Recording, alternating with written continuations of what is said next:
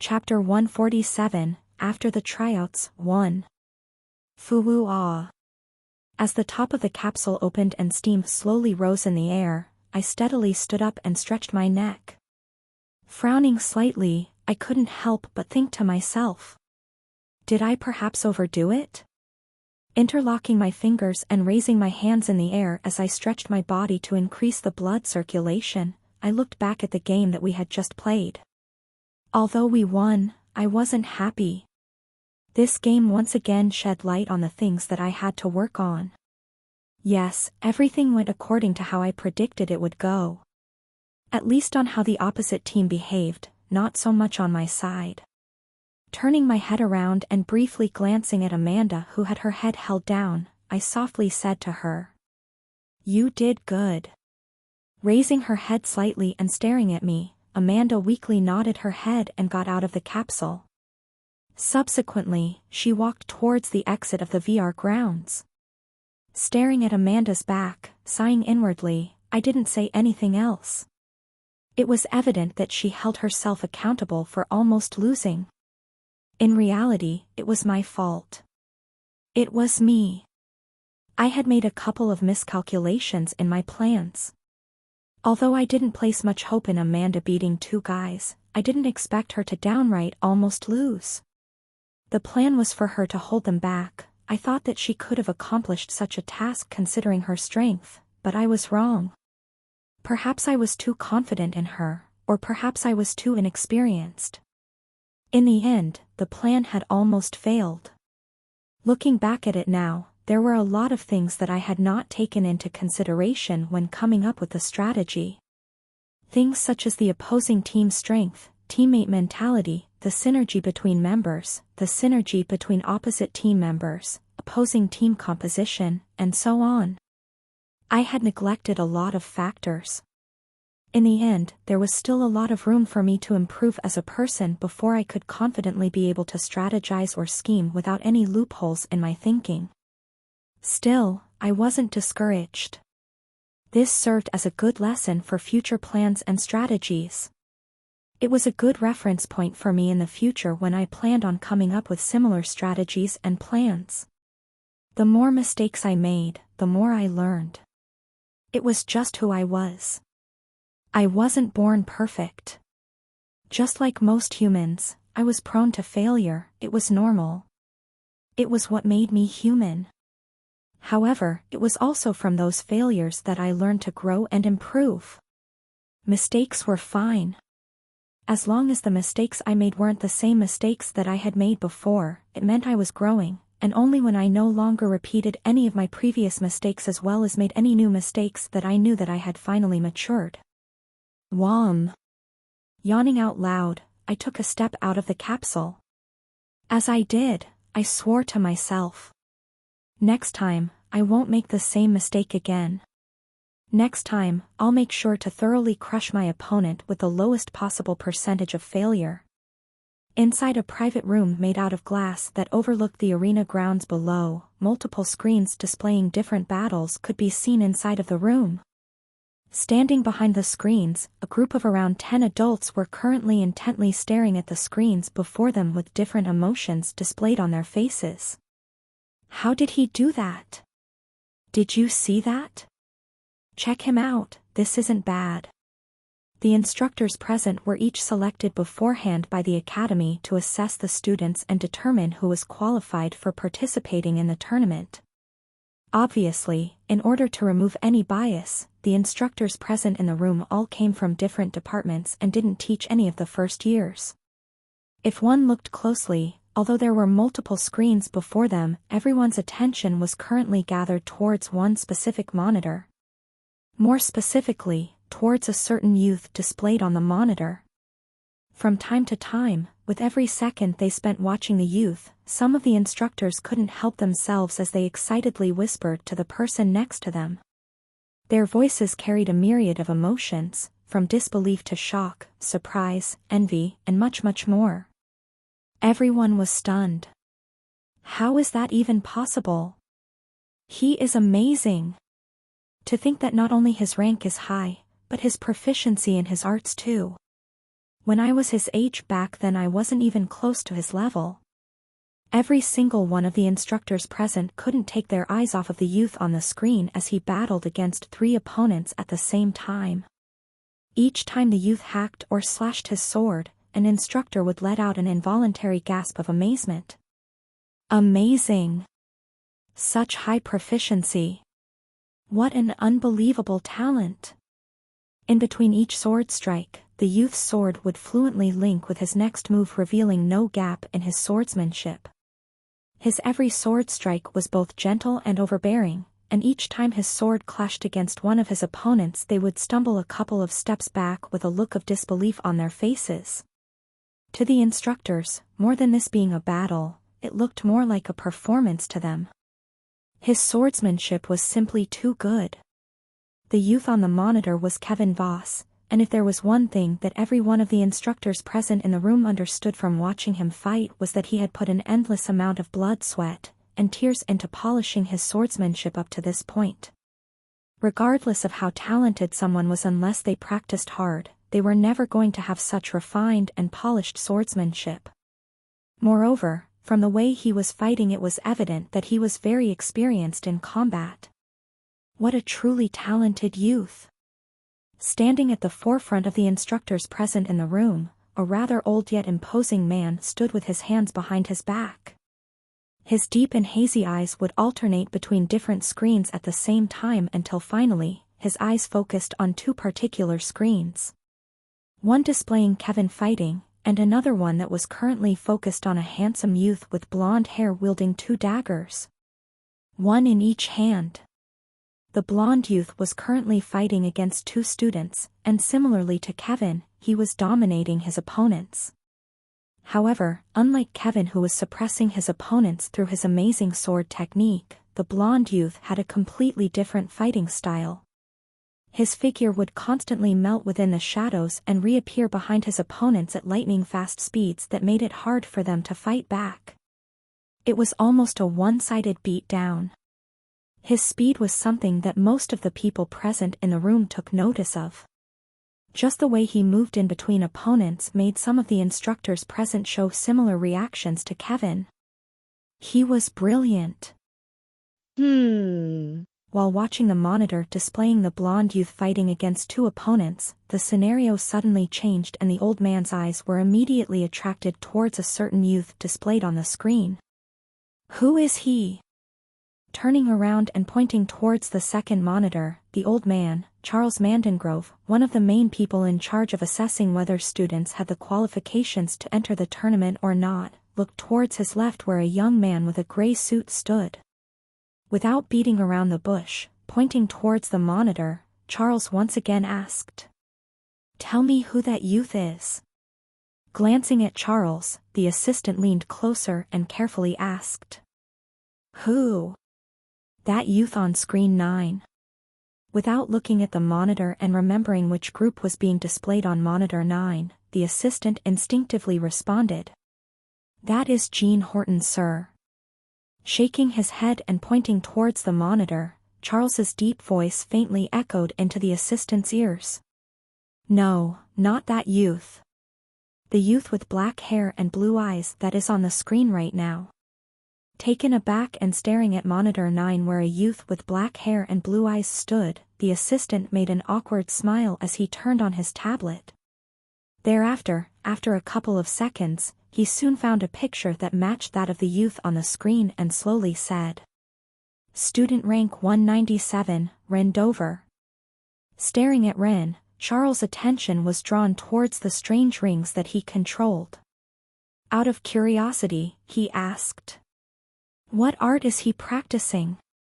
Tapping once again on the tablet in his hands, and scrolling through a large number of data, after a couple of minutes, the assistant spoke. Cross-referencing with the locked database, the student seems to be using Ring of Vindication and Drifting Steps. Both 3-star manuals. According to the data, Ring of Vindication, although rated 3 stars in terms of defense, can be argued to be a 4-star.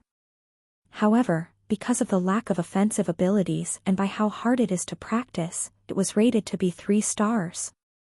Regarding drifting steps, it is a fairly decent movement art that isn't suited for combat but rather traveling at fast speeds. Frowning slightly, stroking his short gray beard, Charles faintly nodded his head in understanding as he softly muttered to himself. Ring of Vindication and drifting steps, 3-star, MHH, I guess it makes sense now. What's the student talent assessment? Hearing this part of the question, with an awkward smile on his face, the assistant softly said. Talent assessment D rank. Hearing the D rank talent assessment, Charles deeply stared at the monitor for a couple of seconds before he stopped speaking. Thereafter, a couple of seconds after receiving word of the youth's talent, one word escaped from his mouth as he stared at the youth on the screen. Pity. Charles truly did feel like it was a pity. Although the youth wasn't as outstanding as some of the other youths he had seen on the screen, his appearance alone shifted the balance of the situation, from the way he first took out one of the opponents by surprise to then distracting another one and covering for his teammate. It truly was a pity that he was only ever going to achieve D rank in his life. He was without a doubt talented. Having seen many youths in his stay at the lock, Charles was sure about his judgment. However, in the end, such youth would forever be forgotten due to the insurmountable wall known as talent, a true pity. Inwardly sighing to himself and staring at his assistant next to him, after pondering for a couple of seconds, Charles softly said. Still, place his name in the name of students who passed the tryouts. Though his talent is bad, that doesn't really matter in the first year. He should be decent enough for the rookie games. Understood. Faintly nodding his head, without questioning Charles' decision, the assistant tapped on the profile of the student and dragged it towards one of the folders that said eligible. Chapter 148, After the Tryouts, 2. Section B, Donna's office. Sitting on her desk, swiping her hand to the right, Donna looked through the battle videos of the inter-academy tryouts that had happened today.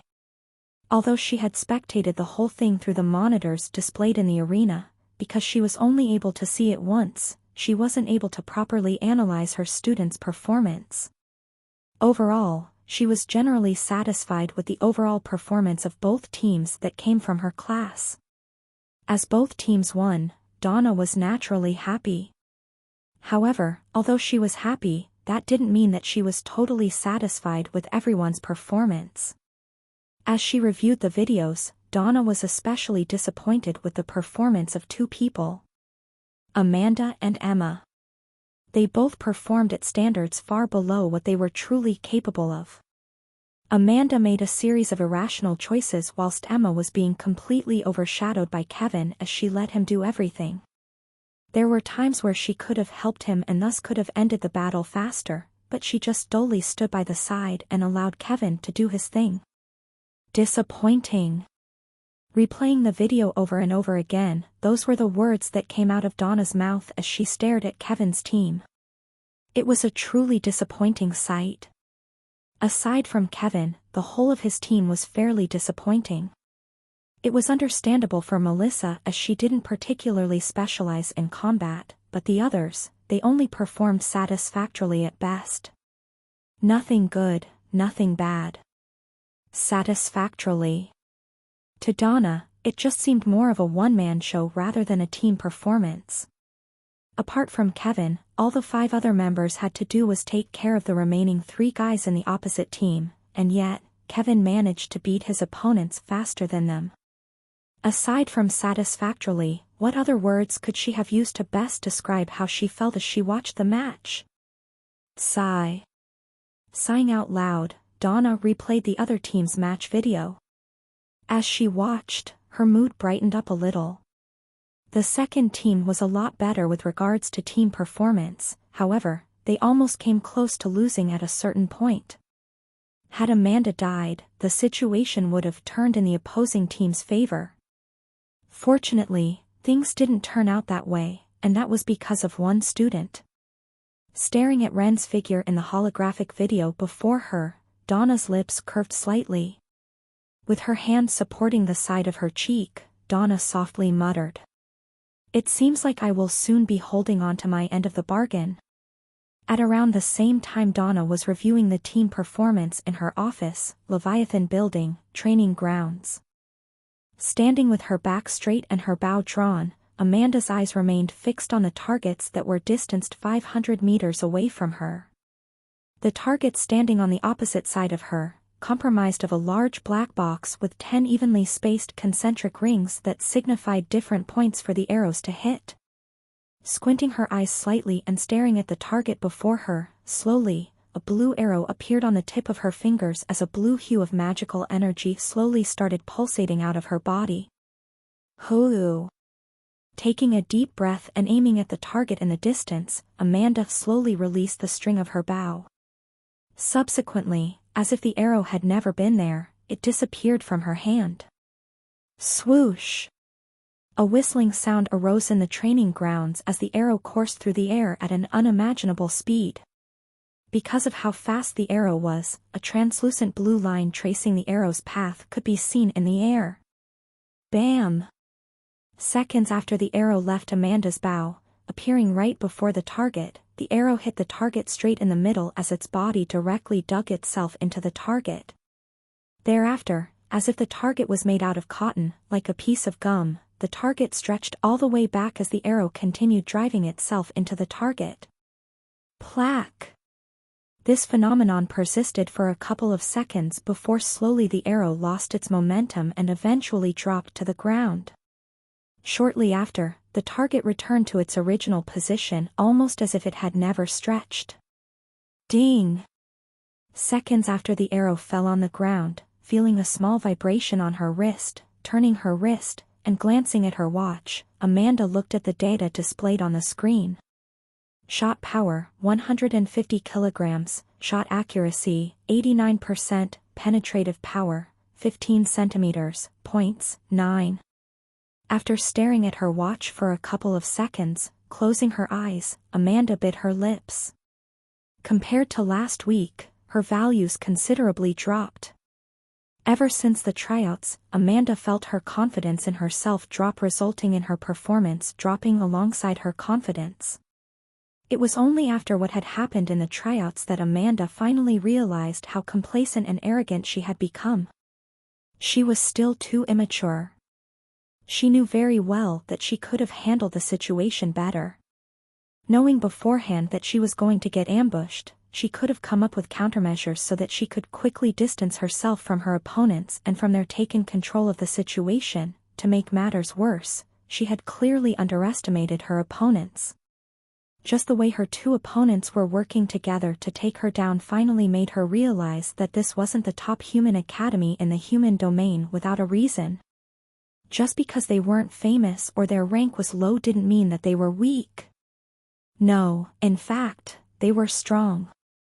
Compared to a large majority of the other teens in the world, they were the top of the top. People that stood out from the mass. This critical flaw in her thoughts had almost caused her team the loss. Had it not been for Rin saving her on time, Amanda could already envision her team losing. Thinking thus far, pursing her lips tightly, walking back towards the archery section, Amanda once again prepared to train. However, just as she was about to once again resume her practice session, out of nowhere, a crisp and pleasant voice entered her ears. "Amanda, you're training here today?" Turning her head towards the direction of where the voice came from, Amanda soon spotted Emma walking in her direction. Wearing tight black sportswear with pink stripes on the side, with a hairband in her mouth and her hands on her hair, Emma slowly approached Amanda. As she moved closer, successfully tying her hair in a ponytail, Emma curiously looked at Amanda as she said, "Can't focus?" "MHM." Nodding her head, Amanda pulled the string of her bow back. Thereafter, unconcerned by Emma's presence, Amanda released the string of the bow, and the arrow once again coursed through the air as it made its way towards the target in the distance.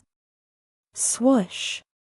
Unbothered by Amanda's lack of response, taking out her two broadswords, Emma loosened her neck. Staring at Amanda before her for a couple of seconds, after hesitating for a second, Emma sighed as she spoke her mind. "I feel the same. Ever since the tryouts I can't seem to focus anymore." It feels as if my confidence has dropped significantly. No matter what I do, I am always reminded of what happened in the tryouts. Especially after recalling Kevin's figure fighting against 3 students by himself. For the first time in a while I truly realized the gap between me and him. Pausing for a second, Emma bit her lips and stared at the ground beneath her. After a short pause, she continued speaking. The more she spoke, the more emotional Emma became. I don't like it. I don't like the feeling of being helpless and a burden for my team. I really dislike that feeling of just watching someone else do all the work for me while I sit back and take care of the scrap dash. Abruptly stopping mid-sentence, Emma apologetically looked at Amanda as she said, Sorry, I didn't mean to waste your time with my rumbling. I just wanted to let you know how I felt. Perhaps I really needed someone to vent my frustration on, but somehow I feel a lot better. Thank you. Smiling more cheerfully, Emma brushed her ponytail to the side. Staring at Amanda, who remained quiet throughout the whole time, Emma softly said, I wonder if you went through a similar situation as mine. As Emma's words left her mouth, silence befell the area yet again. Waiting for her reply, Emma faced Amanda with a determined face. After a brief moment of silence, noticing the determination in Emma's voice, Amanda eventually nodded her head. Yes. Hearing Amanda's reply, a look of relief appeared in Emma's face as her lips curved slightly. I see, I'm not alone. It seems like she wasn't the only one that felt that way. After the tryouts, Emma felt her confidence drop dramatically. Recalling how useless she felt as she just watched Kevin do all the work, Emma's grip on her short swords increased. She really hated that feeling. The feeling of being unable to do anything. Hoo. Moving away from Amanda and taking a stance, Emma slowly exhaled. Thereafter she slowly swung her right arm. As she swung, the air split apart. Phoebe. Subsequently, following the first swing, swinging her left hand, Emma moved around the training grounds almost as if she was dancing.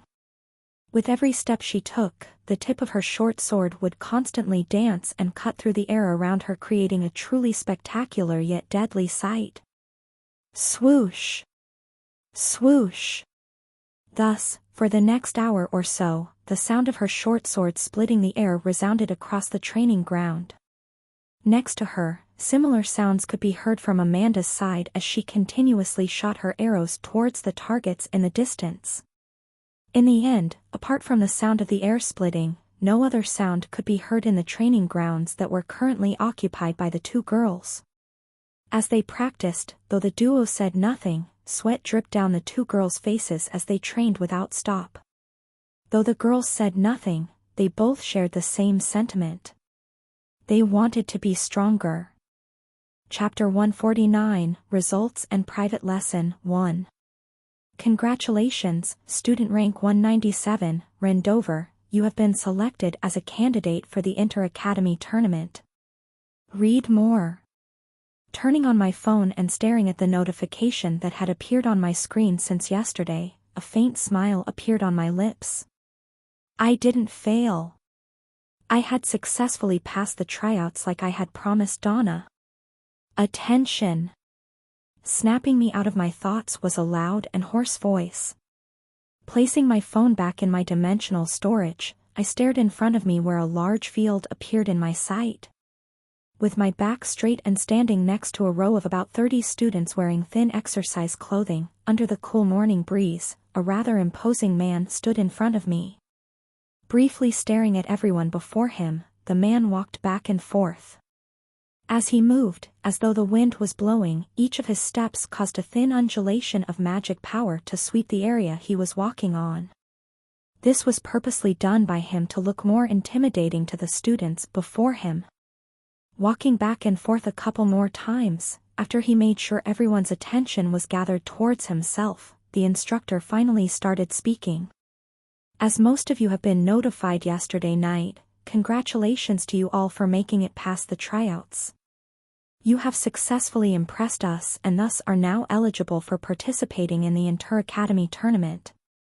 Pausing and staring at a couple of students, the instructor continued speaking.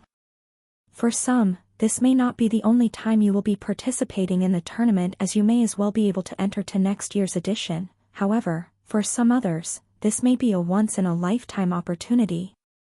An opportunity to drastically change your life and actually accomplish something whilst you are here in the academy. Halting his steps and imposingly looking at every single student before him, the instructor introduced himself. My name is August Bartholomew and I will be the guest instructor in charge of you all. Is that really him? Wah! Who would have thought that he was the one in charge? As soon as the instructor finished introducing himself, some of the students besides me couldn't help themselves and started whispering. Thereafter, like a chain reaction, all of the other students followed suit and whispered amongst each other. Standing with my back straight and staring at the large field before me, I kept my back straight and didn't utter a word.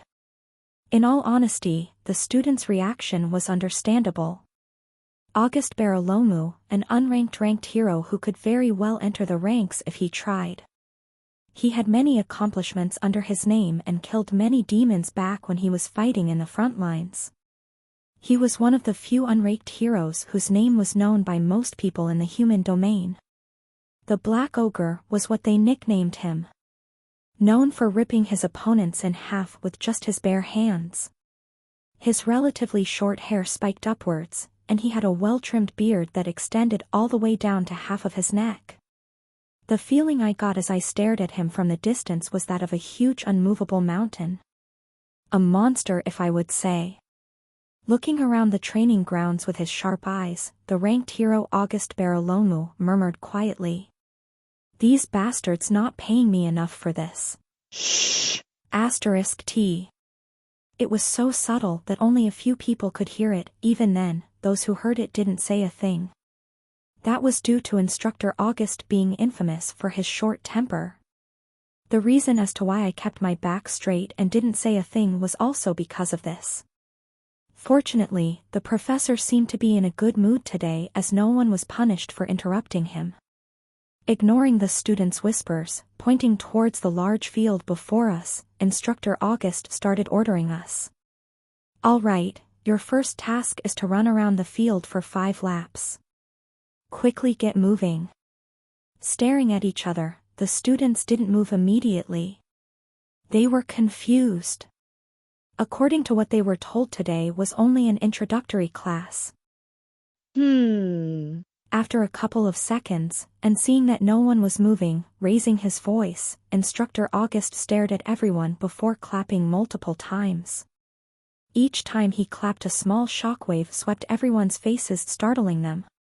Raising his voice, he shouted.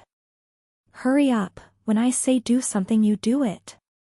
You know what, I've changed my mind, you guys are running 6 laps now. Go. Go. Go. I take whatever I said back. It seems like he wasn't in a good mood. Like a swarm of bees, most of the students present instantly sprinted towards the field and ran like there was no tomorrow. Shaking my head as I watched the students run, I didn't mindlessly sprint like some of them. I kept at my own pace.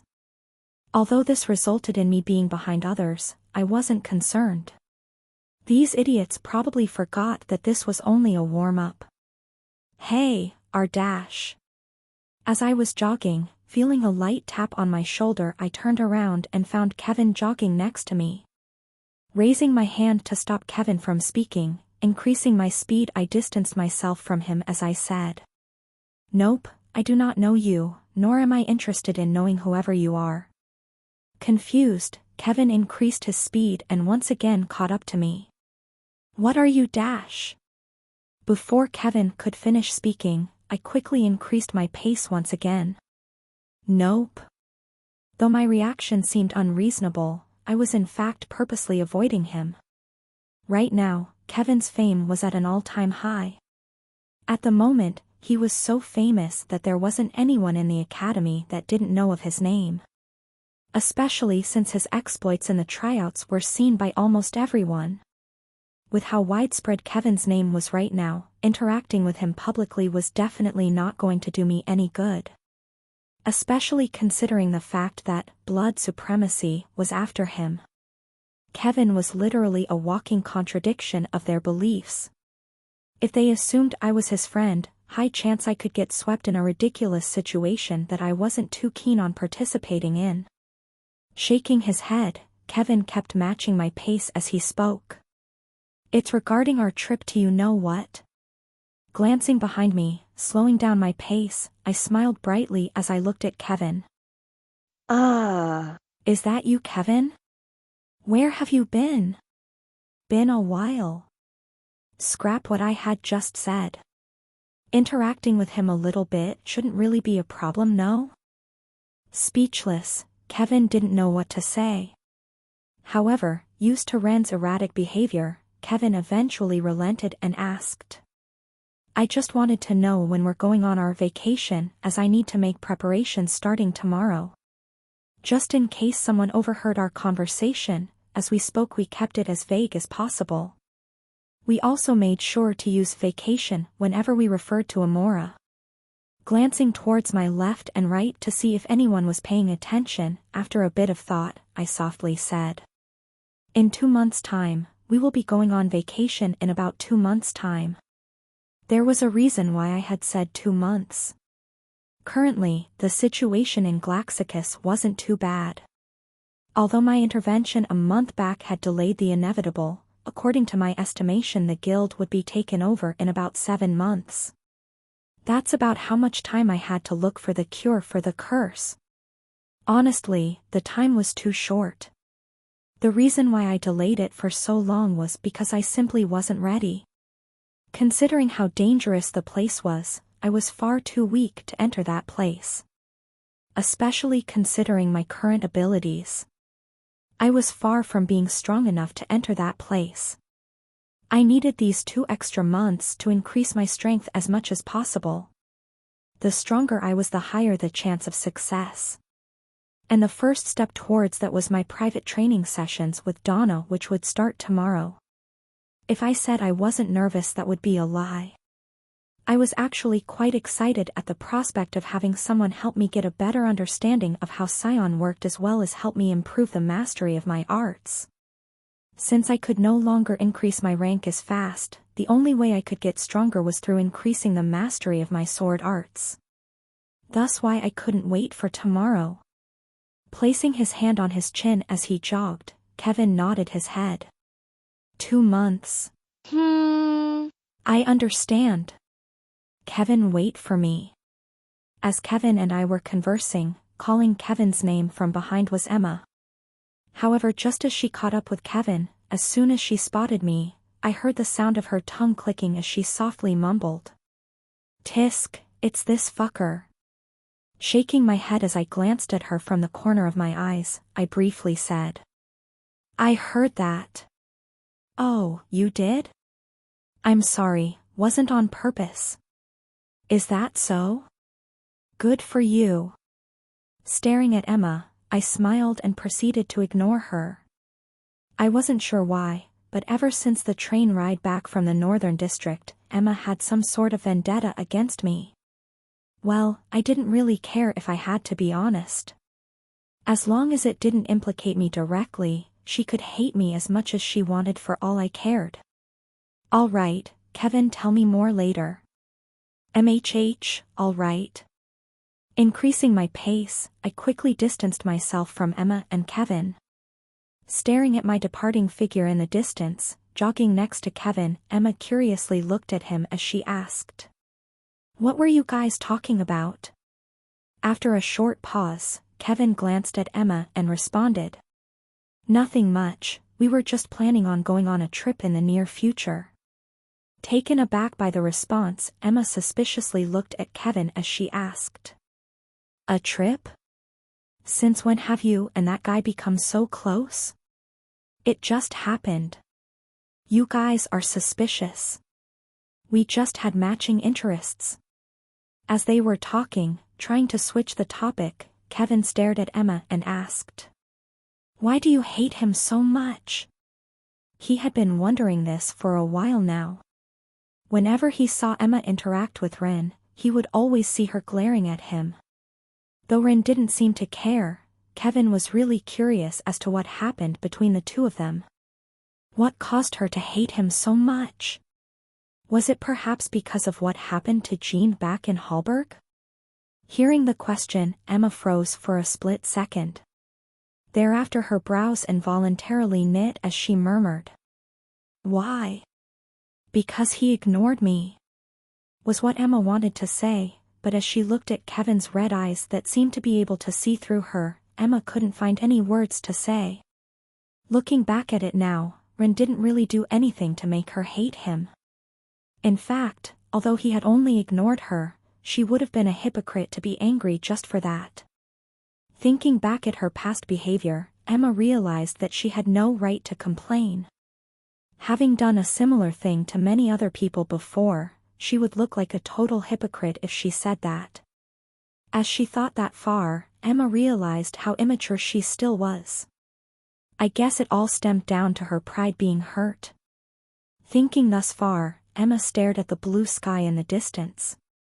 Just cause. In the end, those were the only words that came out of Emma's mouth. Chapter 150, Results and Private Lesson, 2. Huff, huff. The sound of heavy panting resounded across the training field as students could be seen sprawled on the ground with deadpan eyes. Apart from a few students, Kevin being one of them, almost everyone was on the ground on the verge of passing out. I too was one of those people. Though I wasn't as tired as some of the students on the ground and I could have remained standing like Kevin, I didn't see the need of doing so. I didn't need the ego boost. Without saying a word and glancing at the watch on his wrist, Instructor August glanced at the students before him. As he stared at the students before him, his eyes briefly paused on the few students that remained standing before clearing his throat and coldly saying, "All right, this is enough for today. You may go back." Thereafter, turning around, he directly left the field without saying another word. His reaction or lack of reaction was something I had expected beforehand, as Instructor August was a pragmatic and busy man. He was the type of man that set a clear boundary between work and private life. Therefore, as soon as he finished instructing the students, he acted as if he didn't know anybody here. Plamp. Plamp. Staring at Instructor August's departing figure, the students around me all sighed in relief as the ones that remained standing dropped on the ground as their chest rose up and down. It was evident that they had remained standing with the sole purpose of impressing Instructor August. I'm beat. I want to go back and rest, I can't even feel my legs anymore. What is it with this Spartan-like training? Hearing their complaints, I sort of sympathized with them. What we went through for the past 2 hours could only be described as hellish. After running for 5 laps, we were made to do a CrossFit-like workout where we would alternate between stations every given set amount of time. Let's set aside the fact that the weight that we used weighed over 100 kilograms, what was worse was the fact that we trained every single muscle in the body. Nothing was missing.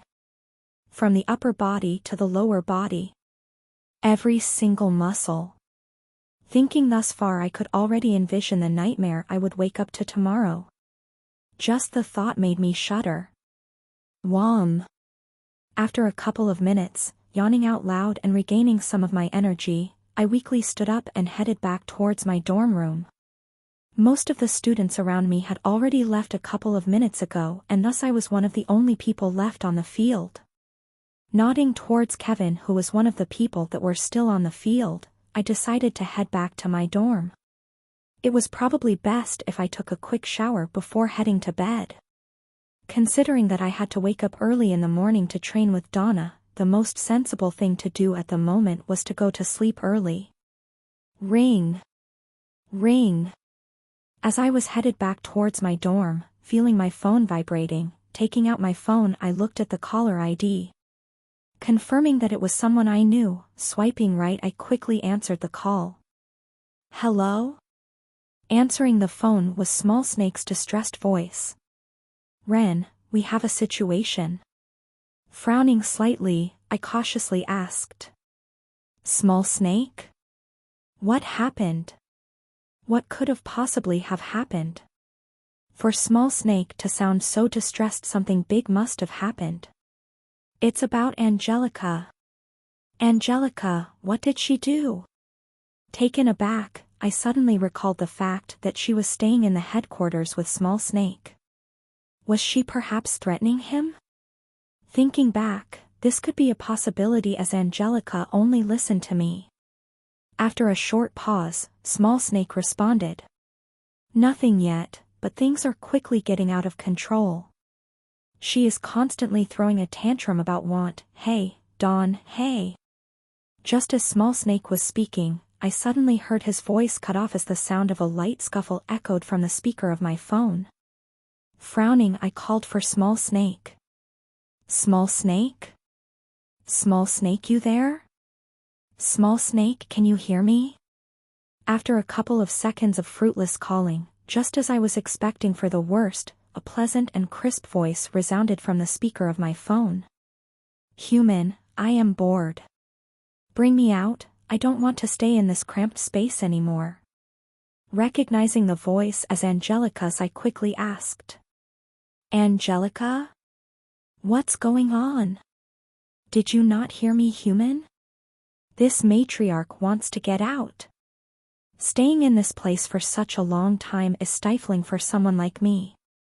I demand you come back and bring me out of this place. Sigh. Hearing Angelica's demands, an extended sigh escaped from my mouth. Thereafter, shaking my head, I softly responded. All right, please hold out until this weekend comes and I will figure something out. Is that okay? After a short pause, Angelica softly said. Fine, this matriarch shall wait. You're no longer a matriarch. Was what I wanted to say as soon as she referred to herself as this matriarch. However, I held my tongue and tried to appease her as much as possible. Arguing with her wasn't worth it at the moment. Angelica, please pass me Small Snake. All right, stick like human, this matriarch is done. Take this thing back. Ren, hello, did you figure things out? Ignoring the hilarious nickname Angelica used to call Small Snake, I once again heard Small Snake's voice on the other end of the phone. Trying my best to hold my laughter back, I calmly responded. PFF. Yeah. I'll make time this weekend, so please wait until then. PFF, fan you wait for me then? Can you not come faster? Also, what are those sounds you are ma? Clank. Before Small Snake could finish speaking, I hung up the phone. There was no need for me to listen to what he wanted to say. Unfortunately, I couldn't come back sooner. Especially since I had now private training with Donna. Thinking thus far, staring at the darkening sky, I softly muttered. Sorry Small Snake, you're on your own till the weekend comes. The next morning, Section B, 6 o'clock a.m. Here. You may enter. Showing my ID card to one of the guards patrolling the area of Section B, I quickly entered the building and took an elevator to the bottom floor. It was already the next day, and although my muscles were sore, I was still somehow relatively okay. The reason probably being the fact that I was excited about the training session that I was about to have with Donna. Beauty aside, she was a ranked hero. One of the strongest people in the human domain. The fact that I was being privately tutored by her was enough to make anyone jealous. Be it student or even instructor. Everyone would drool at the chance of being taught by her. Ding! As I arrived at the bottom floor of the main building of Section B, I was greeted by a training ground that was almost entirely white and was the same size as a football field. Entering the training ground, I fell into deep thought. While I wasn't too sure of what arrangements Donna had in store for me with regards to training, I was certain that it would focus along the lines of combat and psion control. This worked in favor of me as better scion control was what I needed in order to improve my arts. As long as I could improve my strength further, I was going to be satisfied. Especially considering the fact that my rank wasn't going to increase anytime soon. "You're already here?" With her hair tied in a ponytail and wearing a dark blue sports bra and tight black leggings, Donna nonchalantly entered the training grounds. Staring at Donna for a brief moment, I lowered my head and greeted her. "Good morning." Nodding her head faintly, Donna proceeded to walk towards the center of the training ground. Thereafter, doing a couple of stretches, Donna glanced at me and started speaking. "Student Rendover, you will undergo daily combat and scion control sessions from today onwards. Since on Wednesdays and Fridays your lectures start at 12 p.m., twice a week for 4 hours a day at this time I will train you." Taking something out from thin air, Donna proceeded to throw an object resembling a suit in my direction. "Put it on." Heeding her order, I quickly wore the suit on the clothes I had on. As soon as I put the suit on, Donna disappeared from where she was standing. Subsequently, launching a vicious kick towards my solar plexus, Donna's figure reappeared before me. Bang! KHH. Too fast. Caught off guard, and because of how fast the attack was, I was unable to react on time, causing me to groan out loud as I felt a couple of my ribs crack a little. Staggering back and clutching onto my chest, I started coughing. Cough, cough, damn that hurts. As expected of a ranked hero. Just a simple kick and I was already on the verge of passing out from the pain. The power she exerted in that kick felt as if an elephant had run at me at full speed. Heavy. Moreover, her speed, let's not talk about her speed. Although she was obviously not going all out, she was still several times faster than Jean, whom I thought was fast. 30 seconds of rest. Glancing at her watch, Donna blandly stated. Gulp. Gulp. Gritting my teeth and taking out a potion, I quickly downed it and felt my cracked ribs quickly heal. Thereafter, taking a stance, I stared at Donna intently. This time she wasn't going to catch me off guard like before. Naive. However, before I could react, appearing next to my ears and lightly whispering, I suddenly felt my body fly towards the other side of the room. Bang! KHHH.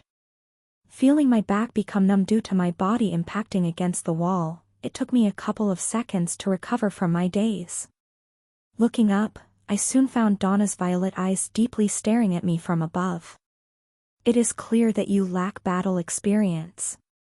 You're not using all of your senses. Don't just rely on what you see in front of you and actually use your other senses. You rely too much on your sight, and that's why you fell for the illusion I had set." Listening to Donna's explanation, weakly standing up, I proceeded to nod my head. I see. What she said made sense. As I relied too much on my eyesight, I created a fatal weakness for myself. Just a simple illusion and I was already a goner. Had Donna not pointed this out to me today, I would have never learned of this. Gulp. Gulp. Taking out and flicking the lid of a potion open, I quickly downed it and proceeded to heal my injuries. Taking a stance, I stared intently at where Donna was. This time, rather than just staring at her, I also made sure to keep my ears alert. Combat training was tough but straightforward. After Donna explained what I needed to do, no words were exchanged between me and her. I instantly understood her intentions. Let's go again. Faintly smiling, Donna nodded her head in approval. Good. Bang. Thus for the next 2 hours or so Donna ruthlessly beat me up like a sandbag. At the end of the 2 hours we had set beforehand, I was completely exhausted and covered in bruises. My face was beaten black and blue, and if not for the healing potions that Donna provided me every 10 minutes or so, I would have long passed out. Looking back at it now, Donna's training was several times harder than that of August. In comparison, his training sounded like paradise to me at the moment. Instructor August, I miss you. Staring at Donna, who had her arms crossed and stood in the middle of the training grounds without a single drop of sweat dripping from her face, I couldn't help but wonder as I weakly stood up. Does she perhaps have a grudge against me? As she beat me up, I couldn't help but notice the fact that Donna had a faint smile throughout the whole time.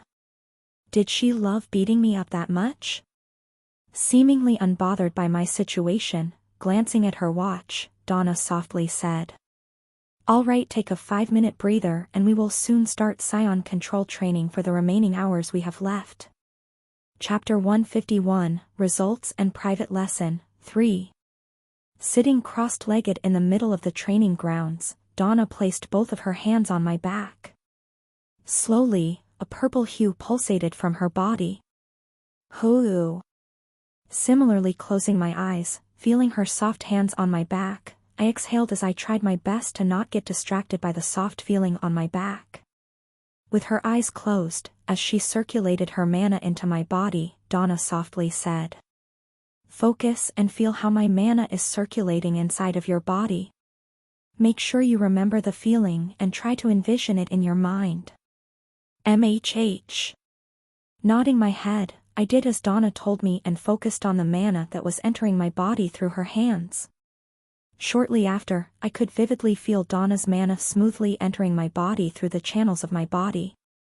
It flowed much smoother and faster than what I was used to. It was a weird feeling. Shortly after, as I felt her mana circulate around my body, a frown appeared on my face.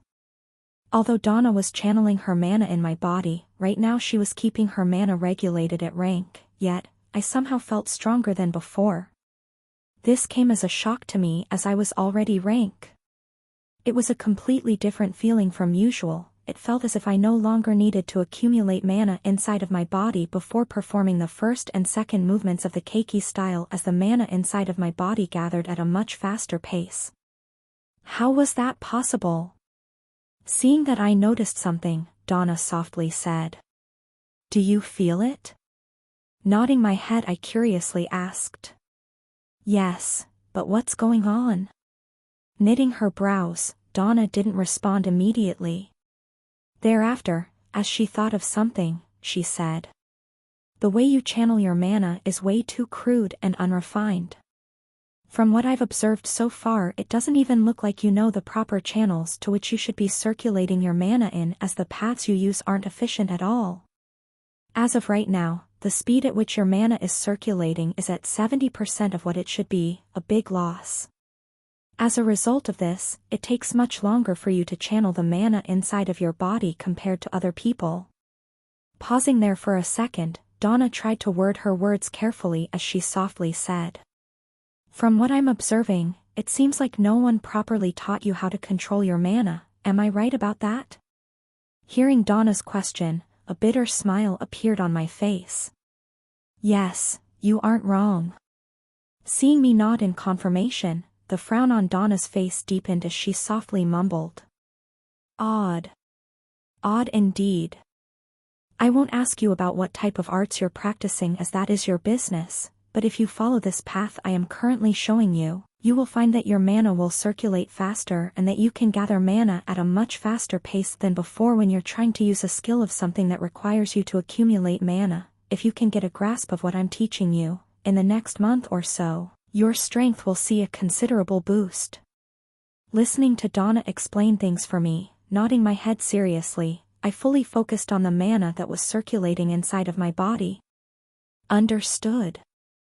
Thus, for the next 2 hours, silence prevailed in the surroundings as Donna and I sat crossed-legged in the middle of the room with her hands on my back. Slowly but surely, the mana inside of my body was starting to circulate at a much faster pace than before. I could vividly see myself improving at speeds that I could have only dreamt of in the past, causing my heart to beat in excitement. "All right, that's enough for today." At exactly 10 a.m. breaking the silence was Donna, who took her hands off my back and stood up. Stretching her neck, Donna looked at me and said, "Come back next week on Wednesday same time." We will resume your lessons then. Feeling Donna's hand leaving my back, I felt a slight tinge of regret before I exhaled and nodded my head. Understood, thank you. Faintly smiling, while walking to the other side of the room and taking a towel, Donna threw it at me and said, I'm just holding on to my end of the deal. Since you held your end of the deal, it wouldn't be right if I didn't it as well, no? Taking the towel that Donna threw at me, an awkward smile appeared on my face as I looked down at where I was sitting. My clothes were completely drenched in sweat at the moment, and a pool of sweat appeared in the area I was sitting. Because I was so focused on Donna's teachings, I didn't notice how much I was sweating. Noticing my awkward face, Donna smiled as she shook her head. All right, you better get going. Lessons will start in a couple of hours, so take a shower and rest up until then. I'll see you in class. Understood. Nodding my head, I quickly turned around and made my way out of the training grounds. Though I was tired, I couldn't suppress my excitement. Even though this was the first lesson, I could already see myself progress even further. Especially in my understanding of how mana flowed. From today onwards, I would definitely see major improvements in the understanding of my arts. Thinking along those lines, wiping the sweat that had accumulated around my body, I happily left the training ground. After Rin left, Donna untied her ponytail as her hair gently scattered all the way down to her back. Looking back at the training session she just had with Rin, her mouth couldn't help but arc upwards.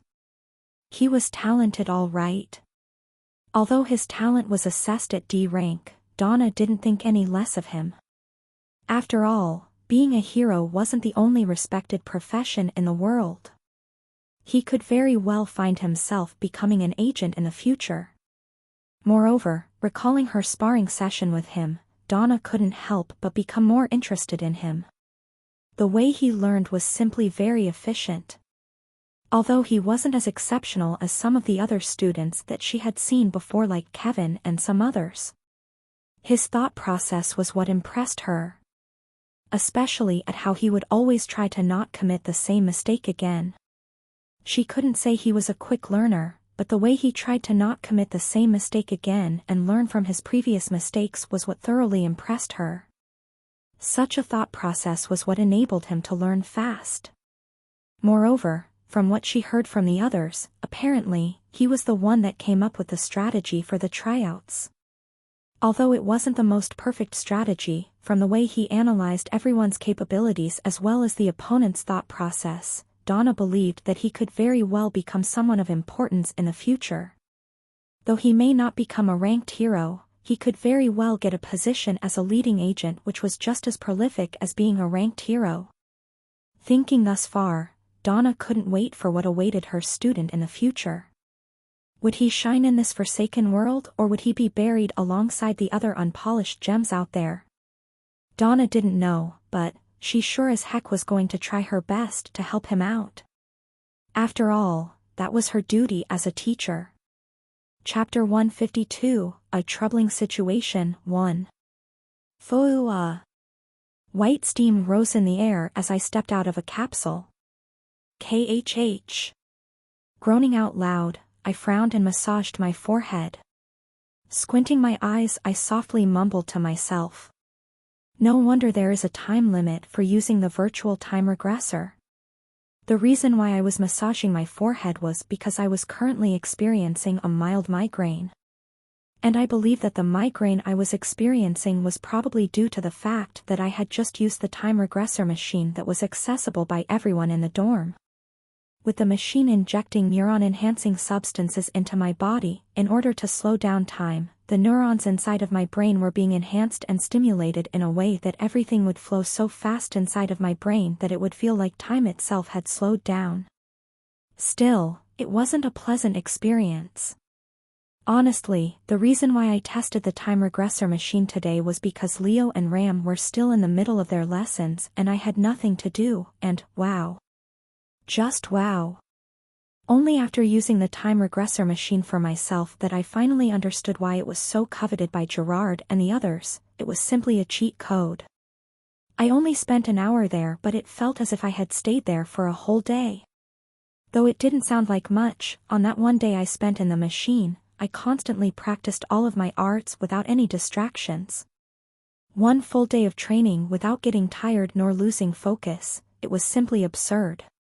With it, not only did I improve my arts by a lot, but I also managed to consolidate most of the knowledge that I had learned this morning from Donna. As of right now, my Keiki style, ring of vindication, and drifting steps were one step closer to breaking through the greater realm of mastery. A huge step for me. Once I reached the greater realm of mastery for my sword arts, I would definitely see a massive boost in my strength. With just a few more lessons from Donna accompanied by the time regressor machine to consolidate my knowledge, reaching the greater realm of mastery within 2 months wouldn't be a problem. Just in time for Amora. Thinking thus far, calming myself down. A frown appeared on my brows as I thought to myself. If I have 2 timestamps rather than 1, the rate of my progress would definitely drastically increase. It's too bad that I have to give one of my timestamps to Gerard each week. The more I was reminded of the fact that I had to give Gerard a timestamp, the deeper my frown became. After a bit more thinking, I shook my head. This won't do.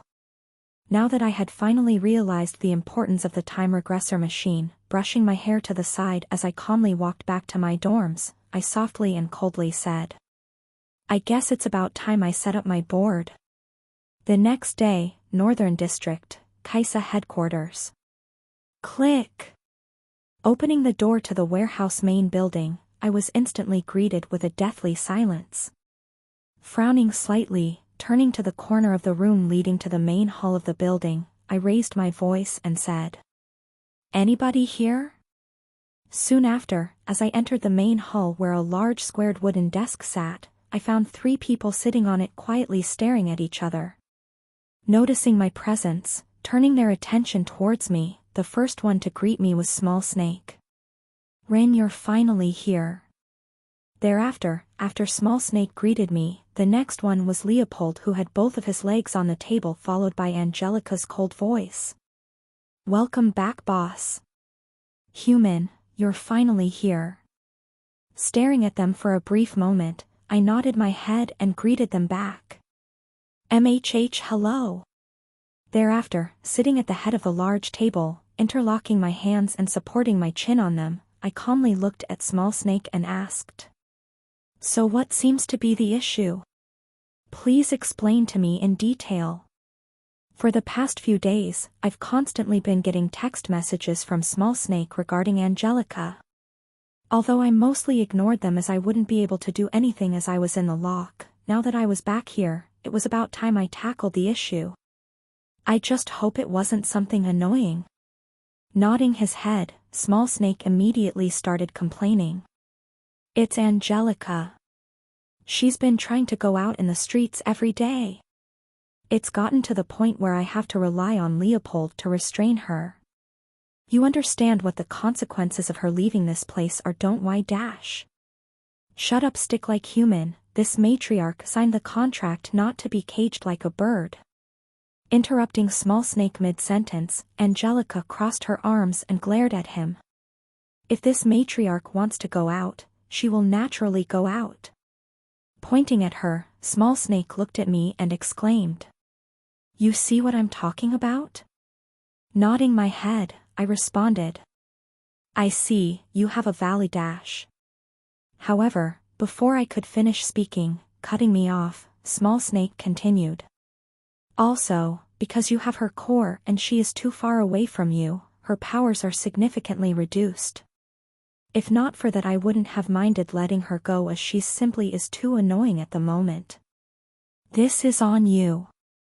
With her powers significantly reduced because of the core problem, she can't go out as her concealment abilities are currently drastically weakened. Moreover, if she was spotted leaving our building, do you want me to go on? Shaking my head, I stopped Small Snake from talking. No, I understand. What Small Snake said made sense. Because I had Angelica's core inside of my body, her strength was a far cry from what it was at her peak. Unless she stayed next to me, Angelica's strength would be cut by more than half. The reason for this was because the further demons were from their core, the weaker they became. The reason for this was obvious. If I made it so that demons could only die unless their core was destroyed, and if there were no repercussions in them not having their core, the demons could just hide their core and literally be invincible. However, God was fair, me. In order to rebalance the demons, he decided to make demons weaker the longer they stayed away from their core. Also tell her that I don't like being called stick-like human. I've got a name and it's Small Snake. Staring at Small Snake weirdly as my brow inadvertently raised, I shot back. You call Small Snake a name? Hearing my reply, Small Snake froze for a second before softly saying, "It's a code name." Exactly, and to be honest, stick-like human sounds better than Small Snake. It's got a nice tinge to it, no? What do you think, Leopold? Puff. With his legs on the table and puffing smoke in the air, Leopold nonchalantly looked at me before shaking his head. Don't look at me, I have no interest in joining this conversation. He really didn't have any interest. After having dealt with Angelica for the whole week, Leopold was tired. Even though he still hadn't accomplished a single mission, he felt more tired now than back when he was tutoring in the Moonlight Mercenary group. Still, though he complained, he wasn't dissatisfied with this place. After all, they at least treated him well here, unlike in the Moonlight Mercenary group where they didn't even bother promoting him. Noticing Leopold's attitude, I shook my head. Thereafter, as I inhaled some of the smoke coming from his cigarette, I couldn't help but add, "You should probably stop smoking. It's not good for you." Puff. Briefly glancing at me, patting onto his chest as he took another puff of his cigarette, Leopold reassured. "It's fine, I've got lungs of steel. Smoke ain't gonna kill someone like me. Tell that to all the people that die of cancer, never mind, forgot that wasn't a thing anymore. Right. Cancer and all other diseases that plagued humanity back in my word were practically something that didn't exist in this world anymore. No wonder Leopold smoked like crazy." Thinking of something and turning my attention back to Small Snake, I asked, "So regarding Ryan, did he contact you?" Shaking his head, Small Snake responded, "No, not directly." "What about indirectly?" Placing his hand on his chin, Small Snake nodded his head. "Indirectly, yes." Surprised by this news, I raised my brow and eagerly asked, "Oh, how did he do that?" Seeing my exited face, Small Snake's face twitched for a second before he softly recounted what had happened these past few days. "Yes, but it seems like he has tried to hack into our main computer system. If not for the fact that I was awake at the time he tried to hack us, he would have most likely have succeeded. I also want to add that he tried to hack a lot of things. From computers to the cameras and security systems added in the building." Hearing Small Snake's recount of what had happened a few days ago, leaning on my chair, a faint smile appeared on my lips. "So he tried to hack this place?" Nodding his head, looking at me, Small Snake doubtfully asked, "Yes, that's why I want to ask, do you think he's trustworthy?" Was Ryan trustworthy? No, not in the least bit. Especially since I knew nothing about his real character, as he dies in the novel like an extra. As of right now, he was untrustworthy. Still, that didn't matter. In a relationship where all that mattered was our self-interest, signing a mana contract with him would be the most ideal option. The rest of the things like loyalty and companionship could be developed later. Thus as my thoughts reached there, without answering Small Snake's question, a small chuckle escaped from my mouth as I softly said, "What a cute little boy, don't mind his little hacking game." Opening his eyes wide, Small Snake's voice grew louder. "What? He just hacked into our system and you're letting him go scot-free? Smiling at Small Snake, I replied with a question of my own. Small Snake, do you really think he hacked us with the intent of not being noticed? Impossible. With how smart Ryan was, there was no way he would make such an obvious and blatant attempt of hacking us. He was definitely just trying to test the waters. What do you mean? Smiling at Small Snake's confusion, I started explaining. It's obvious that he hacked us fully knowing that he might get discovered. It was sort of a test from him to us. A test to determine whether or not we were not all talk. Glancing at me by the side, Small Snake curiously asked. Did we pass? Hearing Small Snake's question, I shrugged my shoulders. Who knows? I really wasn't sure. Maybe or maybe not. Who knows? Only time will tell, but what I did know for sure was that we had caught his interest. Had he not have had any interest in us, he would have never have hacked us. With a frown on his face, Small Snake asked. So what do we do now? Briefly glancing at Small Snake, I leisurely said. So we wait. It's obvious that right now he's observing us. More than Ryan wanting to hack us because he wanted to find out about our operations, this was most likely an attempt from him to let us know that he was watching us. He was telling us that depending on our performance in the future, he would decide on whether or not he would sign the contract. How interesting. Crossing my legs as I tapped on the table, the corner of my lips curved slightly as I amusingly said. What a cautious and cute little boy. The more I get to know about him, the more I'm starting to like him. I especially like the confidence he has in himself. Though I don't know if this was forced on his end to look stronger for his mom, it doesn't matter, he'll for sure make for a great piece.